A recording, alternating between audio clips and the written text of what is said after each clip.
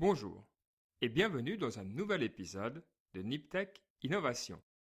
L'épisode précédent de cette série sur l'environnement de l'innovation mettait en avant le besoin d'inconfort pour innover. Cet épisode propose la réponse d'un psychologue pour gérer le stress qui en résulte et le prochain vous donnera des exemples d'applications concrètes de ce principe. Selon le modèle proposé par Robert Karasek, professeur à l'université du Massachusetts Lowell, le stress au travail peut être défini par deux variables.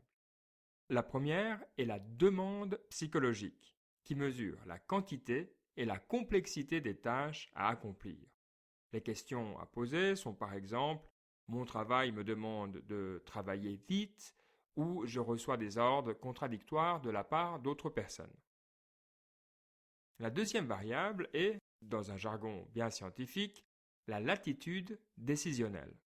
Cette variable comprend l'autonomie et l'utilisation des compétences. Autrement dit, ce qui compte est la capacité à prendre des décisions soi-même et avoir des tâches variées qui permettent d'améliorer ses compétences.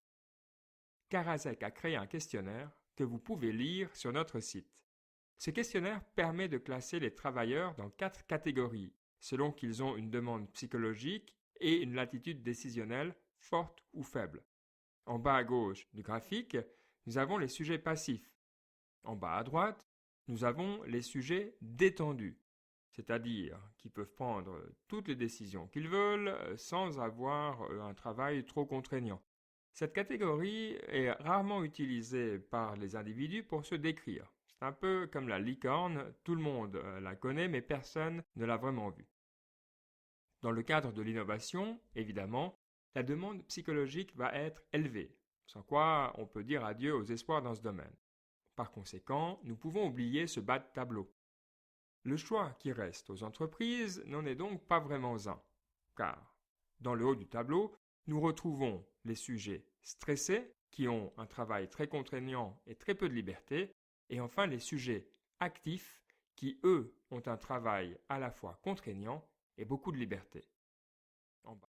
Offrir un environnement de travail contraignant avec une grande marge de liberté, c'est quelque chose de facile à dire et à coller dans la charte de l'entreprise, mais de beaucoup plus difficile à réaliser dans la pratique. Quelques pistes d'aménagement concret de cette idée seront proposées dans le prochain épisode.